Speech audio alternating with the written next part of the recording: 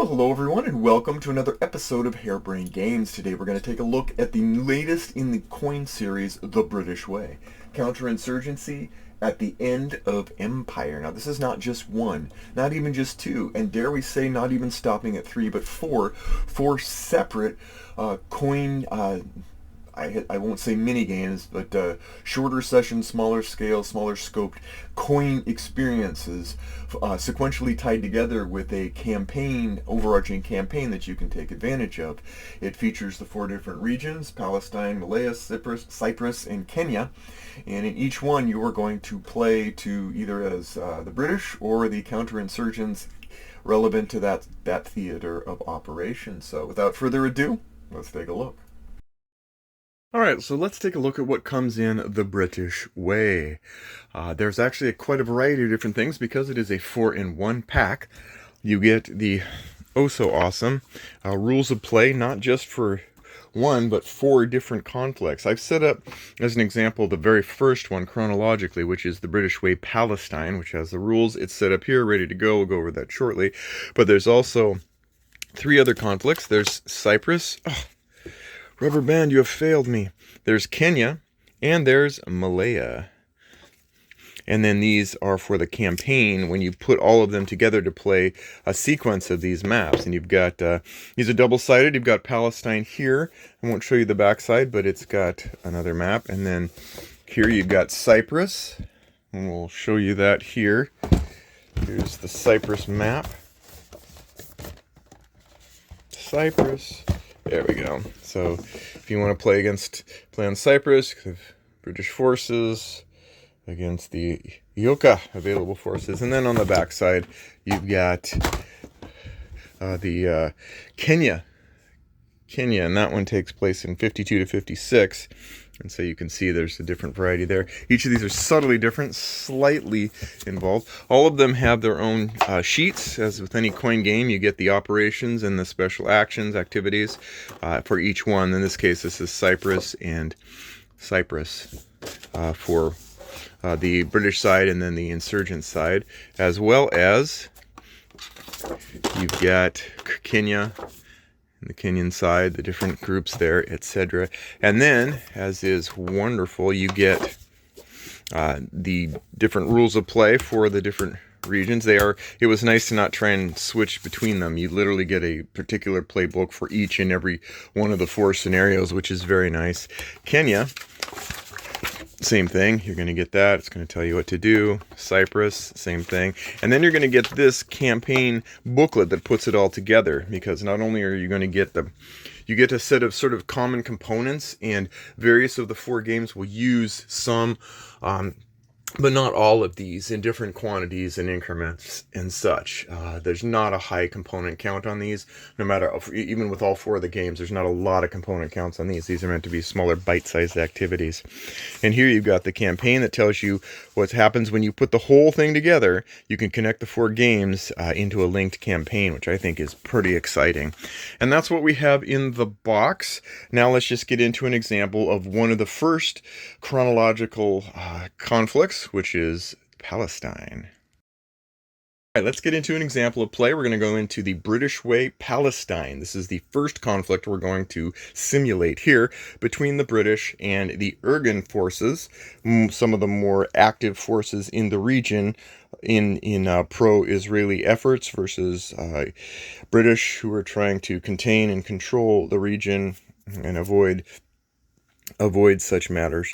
In this case, we have anyone familiar with coin games is going to look at this and go, yep, I get what's going on. If you're not familiar with the coin game, I'll just give you a quick summary. A coin game is basically a game where you are trying to take one of your factions and vie for the hearts and minds and objectives and goals and victory conditions of your side. That does not equate and is not tantamount to simply going, I take my units and I mow over them, and whoever's got the most units in this region is the winner.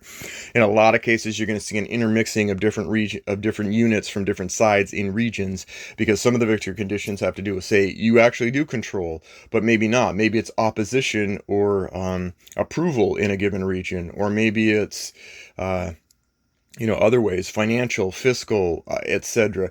Coin games take away that whole I win, you lose by military might only, and give you much more broad victory conditions and such, which try to be more simulating of the situation from a human perspective at the time in given scenarios. In this case, yes, the British are here. They're the occupying force.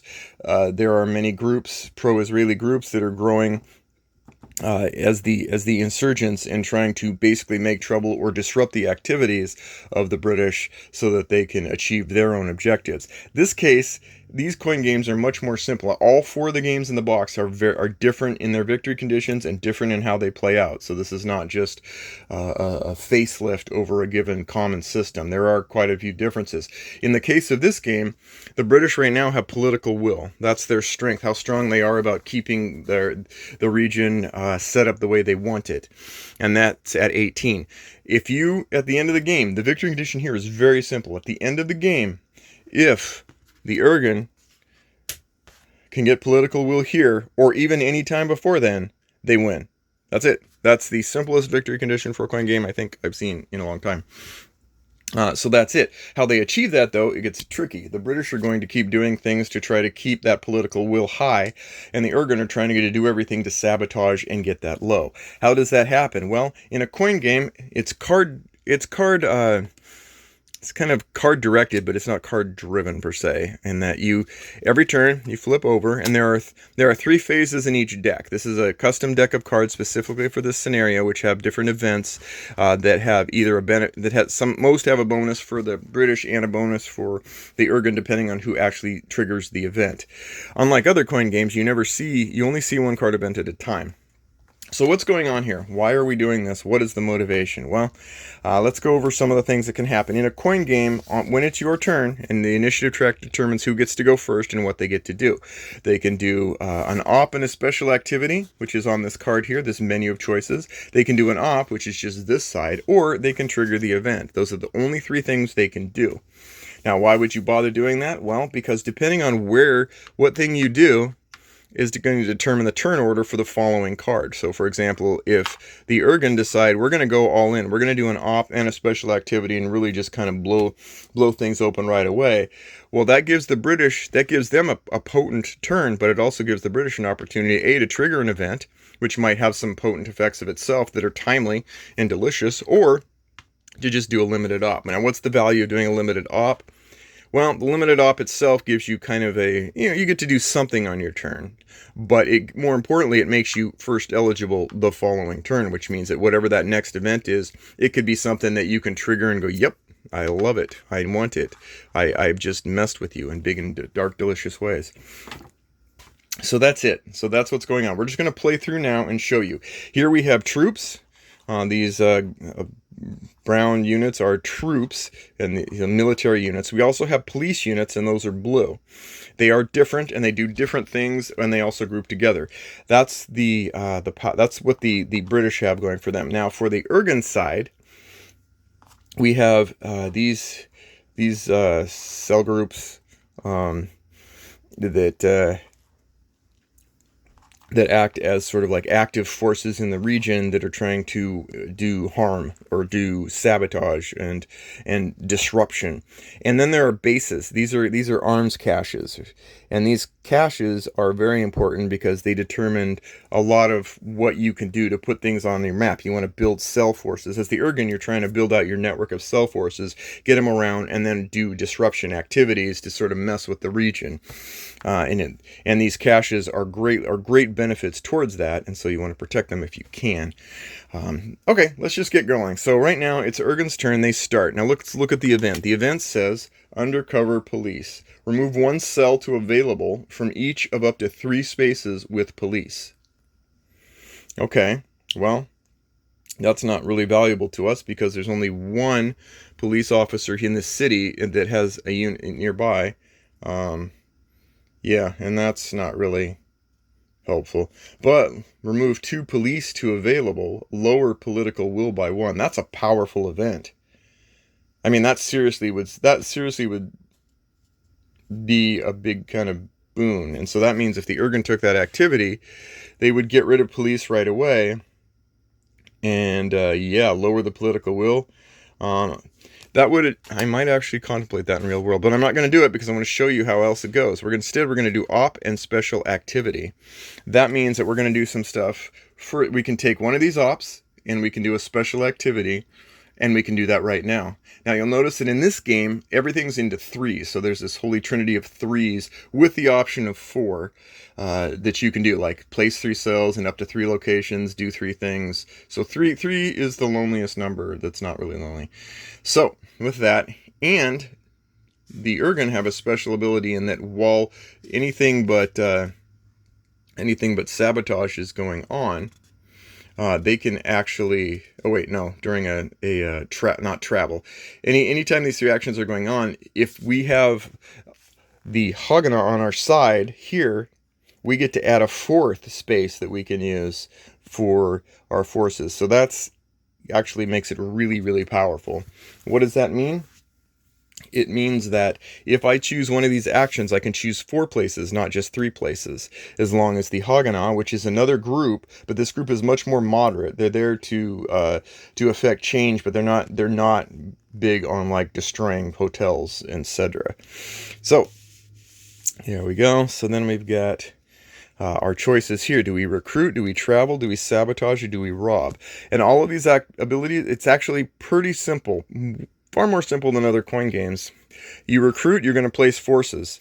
If you do travel, you're going to move those forces, and you can then make them inactive or move them underground. That's hugely important. We'll talk about that later. Sabotage is where you really start, and this one requires die rolls, where you take a chance to try and sabotage things, which are eventually going to lower the political will. And rob, or basically go into areas, take stuff, and then put a cache in there, and we'll see how that works.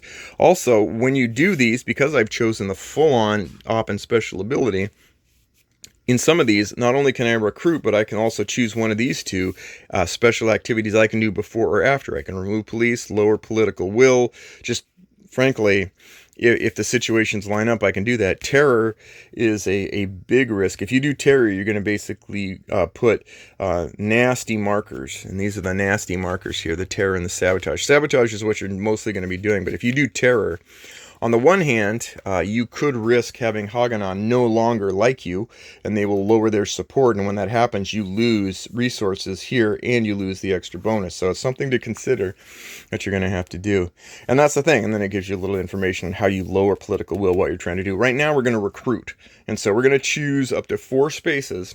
These are provided for you to be able to place in the region. I prefer Sour Patch Kids just because they're so much cooler, and I can eat them when I'm done because, war costs resources. So in up to 3 spaces, without curfew markers, which again, the British can do curfews, which is, oh, what do we have sabotaged there? We haven't sabotaged there yet. With or adjacent to an arms cache. So say here, and then Jerusalem, and then we'll do here, and we'll do here. I'm not saying this is strategically delicious. I'm just saying that this is how we're going to do it. In those 4 places, oh wait, no, can't do that here. Can do it here. So we'll do here. All right.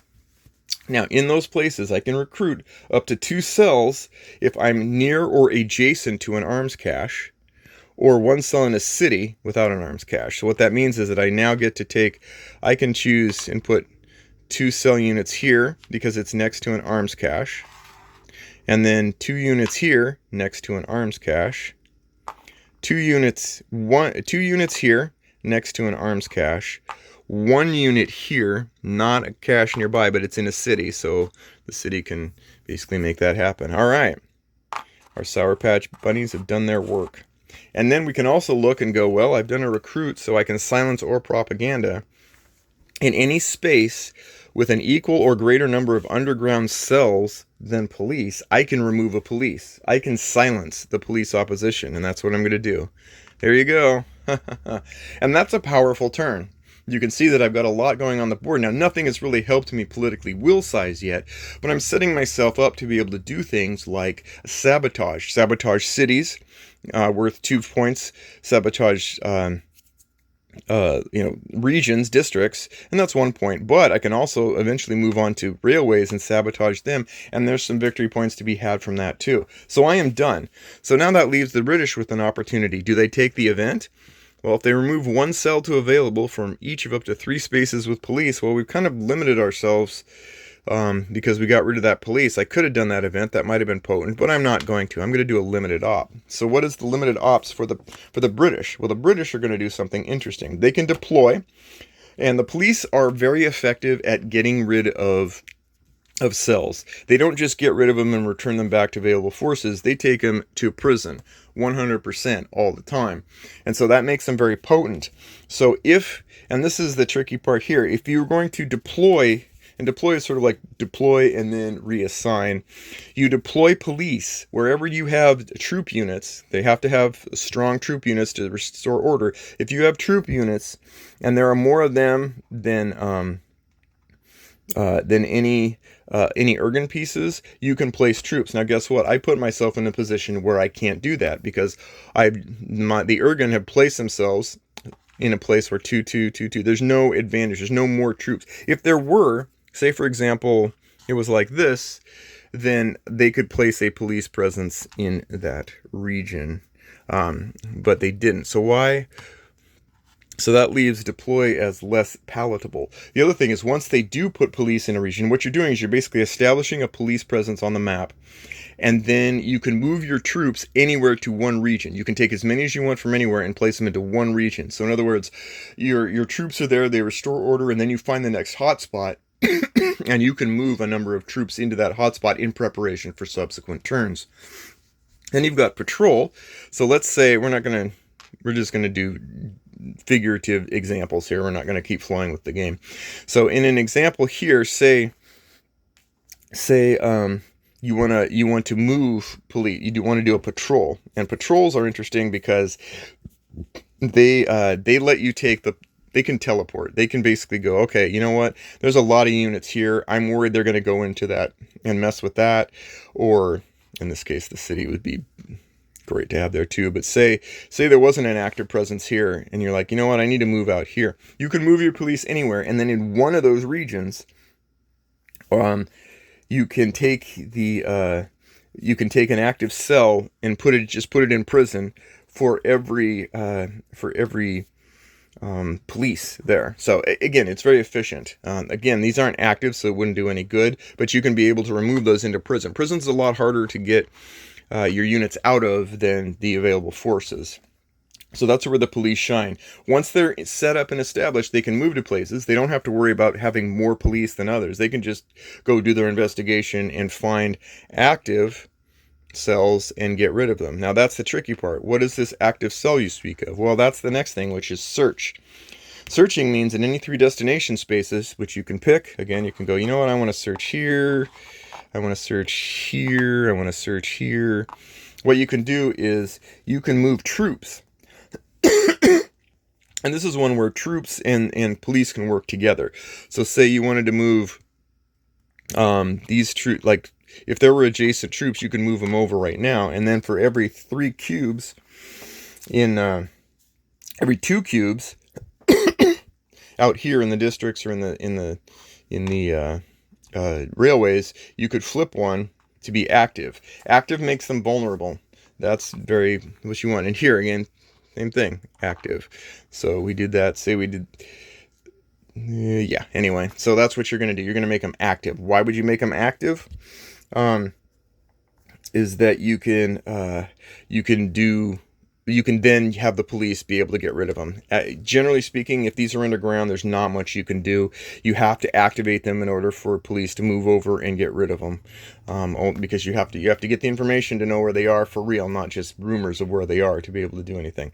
And that's the power of searching and what searching does for you. And then you have assault, and assault is basically this big hammer. Big brush hammer. Oh, I forgot that one. It's a big hammer that says, you find any place with troops, and then you can remove an active piece for every 2 troops, and then you know, so then the troops can go, except what they go is they start off, if you have, for example, 3 of these troops or 3 of these cells, well, 1 goes to available, 1 goes to prison, 1 goes to available. So they get rid of them for a time, but not like the police can. They don't incarcerate more than they just disperse and get them out of the way where they can't do damage. So those are the 4 things you can do.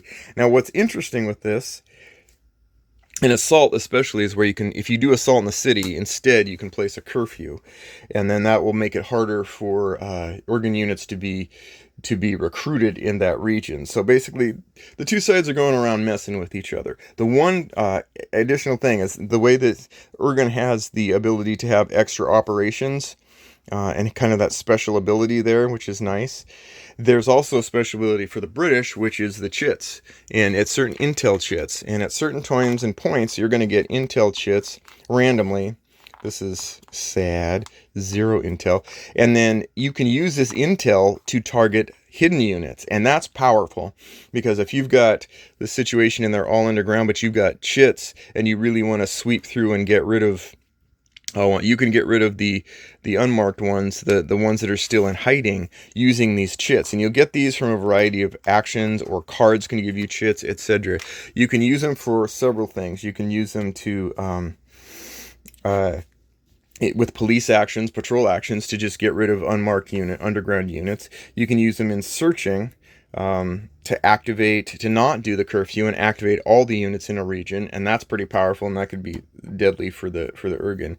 And then same thing, you can remove arms caches.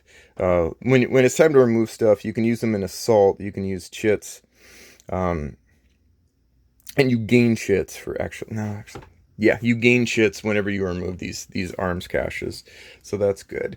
And you also can use chits for underground, basically to make it easier for you to get through. But those, again, those are a commodity that you're not guaranteed to get a steady flow of.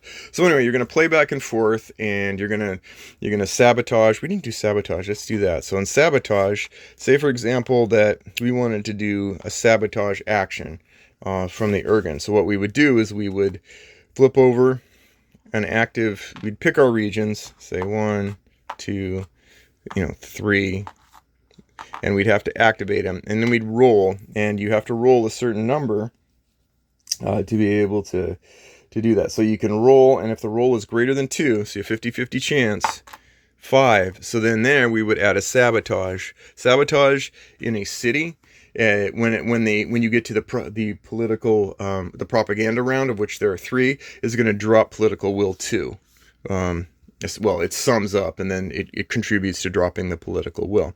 The other thing you can do, however, is if there's a cache nearby, you can choose to basically get rid of that cache to roll the die for an extra 2. Now that wouldn't matter here, but it would have mattered if it was, say, a 1 or a 2. It basically highly increases the odds, if you get rid of a cell, that arms cache, that you're going to be able to pull off, sabotage, etc. Anyway, I'm going through, this isn't a playthrough, this is just an overview of how you play. So you get the idea that you're going to be doing these sort of sabotage things. And then once you flip enough cards, and they're kind of about, each one of these propaganda cards is about a third of the way through, but not guaranteed to be, you're going to get, you're going to run through this. You stop the presses, and you go through and you add up how much sabotage points you've earned for the Ergon, and then you get, if you haven't sabotaged railways or cities, they get their points back. So in other words, the British kept the peace with order, but then the disorder from the Ergon adds up. And again, like those terror markers, they can be pretty potent if you play it right. And then if at any point the sum result is that the political will is 0, the Ergons win. If not, then you get to do a few things. There's a few kind of, hey, I get to add robbing. Did I go over robbing? Yeah, robbing is just adding arms caches. So you get a little boost, you kind of a timeout, halftime, coach talks to you, hey, go get me some more arms caches. We're not rebounding well. And then the British get, especially, they get some stuff. Haganah, yeah. etc. Then you basically get a few little things that kind of reset the board. It does remove all the curfew and sabotage and terror markers. So basically, it really is a like we're starting again, and so you want to kind of when it resets, be ready to roll and not count on the fact that your sabotage markers are going to be there forever. And anyway, that's just one of the 4 scenarios in there. As you can see, there's a lot to consider. We didn't even really talk about the special activities of the British, but they, similar to the Ergon, they have opportunities if they want to do a full action to restore, and that's good because removing curfew, like they add curfew, but they also might want to remove curfew because curfew can also be utilized in ways they can make themselves vulnerable to loss of political will because nobody likes curfew. It doesn't show well. And so you can do some removing. You can remove sabotage markers. That's how you keep from having points go down. And so they can kind of go counteract the sabotage being done. Negotiate is an attempt to get Haganah down on the support track, because if you can get Haganah support down lower, the Ergon lose pieces. They literally will lose these pieces on a reduction, and that cuts down their ability to populate the map and do nefarious, mischievous tricks, etc. And then mass detention that's like, man, remove cells from city and adjacent district. Yeah, that one lets you. That one definitely has. Yeah, that could backfire on you, but you can remove cells from the city and adjacent districts to prison. So you can just go in and just like boom, rawr. But if you roll a dice too high, you can also end up losing political will because people are like, what are we doing? We seem to be heavy-handed, and that's sad. That's sad, BBC.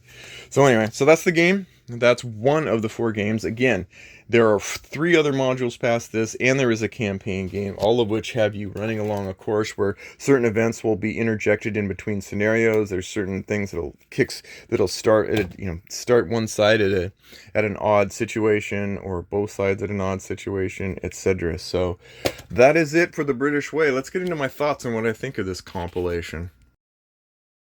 Okay, final thoughts on the British Way. First, always, we do the cons, then we do the pros, then we do my final thoughts. As for the cons, not too many. I don't have much negative to say about this. I will say that these are, there are differences.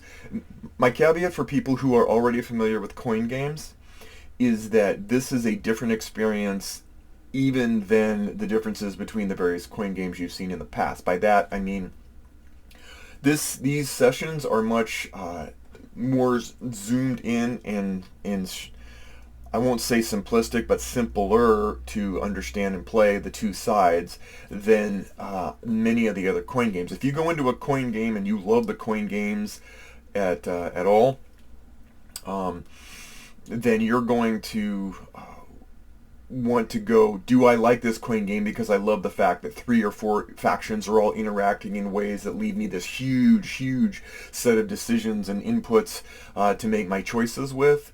You may find that this streamlines it down to a level that may be not of interest to you because of the way that it takes this complicated affair and intermixing of political and political force, military, weaving it all together and distilling it into what is essentially a much more simple, linear type of affair. In a coin game, say Liberty or Death, or a Distant Plane, or whatever, 4 distinct sides are vying for control, and you have to watch all of the ways with their various victory conditions. This is more of a not zero sum, but this is more kind of like you have 2 sides, you have 4 different scenarios, each one is simplified and narrowly scoped to that particular arena, Palestine, Malaya, Kenya and Cyprus, and you're playing through it. And so you may not find that meatiness that you really like in coin games is there. That's the only segment of the populace that may look at it and go, maybe not for me. And I was one of those originally. When this originally was P500, and I thought, smaller scope coin games, and I have so many right now. And up until this point, Colonial Twilight was probably the simplest one because it was the 2-player game. coin game that I could sink my teeth into quickly and easily and understand. And so I originally did not back this on P500 for the longest time, and then as time went on and I started to see some interesting things that were very different than other coin games, I'm like, well, we'll give it a try. And that's how I kind of grandfathered myself into it. It's like, can you ever have too many coin games? I thought yes, but the answer is no. And so that's the only thing I can see that would be problematic. Maybe the fact that there's a lot of sentiment, raw sentiment about, empires and colonialism and such, that a lot of these are going to bring into sharp focus that conflict. And if that's something that just does, that just you don't really want to feel like you're interacting with, that might be the other segment of the populace. But that's it. Integrally speaking, I have no issues with the games themselves as far as a con. Now let's get into the pros. And wow, was I surprised by this game. The things that I like is that even though you're taking 4 different conflicts instead of a large conflict with lots and lots of meaty inputs and control and support and control and opposition, support and and all the various victory conditions, which don't just simply manifest into like, I scored more points than you. It's more like I achieved this scenario contrasting to yours, but there are these other 2 orthogonal sides that were working for their own victory conditions, etc. This doesn't do this. This brings it down really simply scoped, particularly like the very first, like Palestine, which I showed you. And I wanted to... I wanted to kind of like, how best to describe this?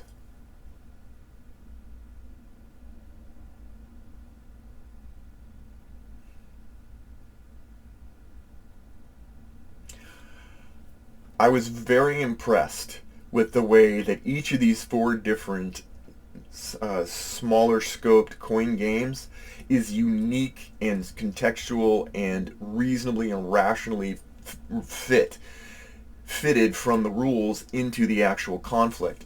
This isn't a case where you have 4 different very similar scenarios and you're just kind of changing out the map and making a few tweaks. They're very different games. You do not go into the Palestine and then go, well, I'm just going to switch over to Kenya. It's got to be the same. No.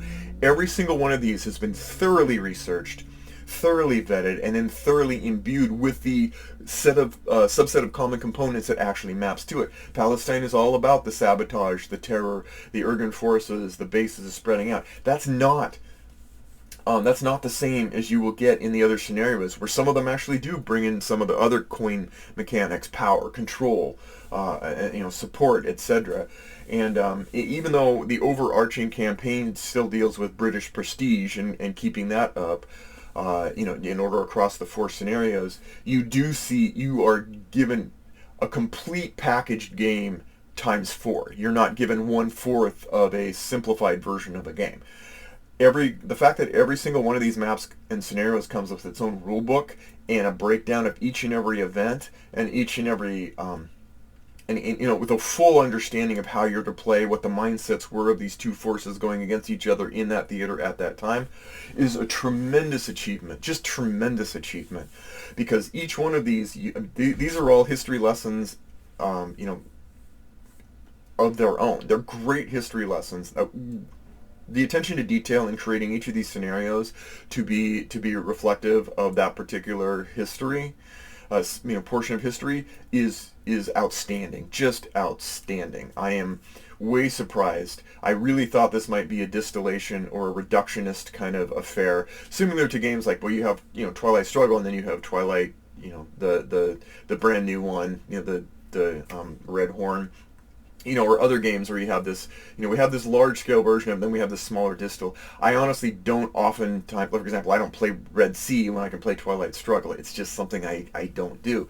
And so I really thought this might go down that same path. It doesn't. You are given 4 fully fleshed out coin experiences, and each one shines, just shines. The simplifications do make sense, and they're not too pronounced. You don't, for example, money, like in Palestine, money, there's no point in doing like, almost unlimited resources for Britain and nothing for, Ergon. And so they do it a different way. They use the arms caches, and they use that, and the victory conditions there, political will, basically, like demoralizing the Brits is sort of the litmus test. And I think I made a question that if the Ergon ever get to 0, it's only during the propaganda rounds that's checked. So in case I gave someone the wrong impression on that. Also, the playthrough that I did was not a playthrough, it was more like a sampled play. I'm going to provide links to two really good playthroughs of the first scenario, so that people who want to get an actual full-on playthrough are going to get a much better experience. So I will link to that as well. The big thing is just, the quality of components, the fact that they reuse the same components, but they repurpose them, but it's not overwhelming, it's not burdensome. There's just a scant amount of units for all that's going on here.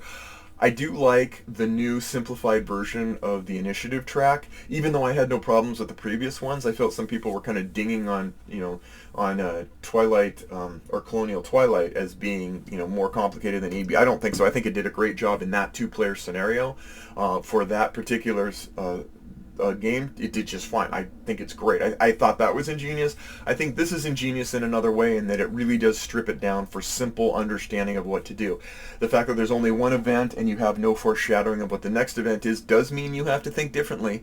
And in a lot of ways, there's some place you can see similarities, but then you see differences. That's a classic hallmark of coin games. You have the same pieces, you have the same sort of operations and special activities, but game to game, it varies dramatically. And if you're not careful, you're going to accidentally bring your presuppositions of one coin game into another. And this warns you in the manual to do that. The campaign is really nice because it takes all those scenarios and it puts them together, and it doesn't just say, okay, you roll a dice, look up a chart. You do have changes in the campaign level events up here that happen at the start of the game and at certain points during the course of one of the 4 coin games that you play through that will change or alter things and make things more difficult or not for other players. So you do get this sort of variability, not just playing the game with its own set of events that are being variable, but you're playing the game with a higher level campaign level set of events, and that adds an extra layer of honestly fun, and variation to this experience. And then when you're done, you're like, how well did we do? What was the political prestige factor? And if you're playing the counter-insurgents, then how'd you do to lower that? If you're the British way, how are you doing above that? Really well done. And even that campaign game comes with its own rule book to explain how that's set up, and then goes through each of the events, why the events were chosen, it's so logical to see, this is the event and the name, the description of what happened, and then this is the impact it has on the game, and it always fits contextually. The fact that this was done so well so quickly is boggling to me, given how much is packed into this box. So final thoughts. Not going to be a surprise. This is a hallmark achievement for the designers Stephen Rungazos and the developer Joe Dewhurst. Great job, guys. Just a great job on taking this topic at a high level and bringing everything together I have zero complaints about the components or the pieces or the cards as they play out or the whole campaign structure. This is the game I will introduce people to for a coin experience.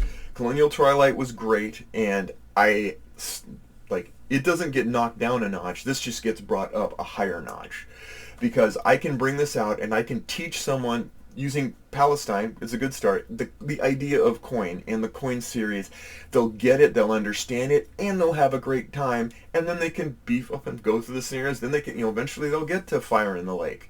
It can happen. And so everything about this makes it the smoothest on-ramp for coin learning in the series, but not limiting itself to that. It actually goes the rest of the way and becomes very much one of my favorites. It's hard to pick my favorite coin game because they all really, really do so well. I can probably pick the one I least like, but I don't want to get into that. But this is quickly, and it's still on my table, which tells you something, because oftentimes I usually clean up and get on to another game once I'm ready to do the review. But it's still on my table. Very few games do that. I'm still going to play it. It's solo. There is no solo support. In the same other coin games, they have a solo bots or the solo cards, etc. This doesn't have a solo game, and my understanding is that just added much more complexity than honestly when they could just get this out to people and get playing. And here's the thing, there's no hidden information. Everyone knows what's going to happen, and so I have been soloing it as well as playing it, and I have no problem with it. You're not.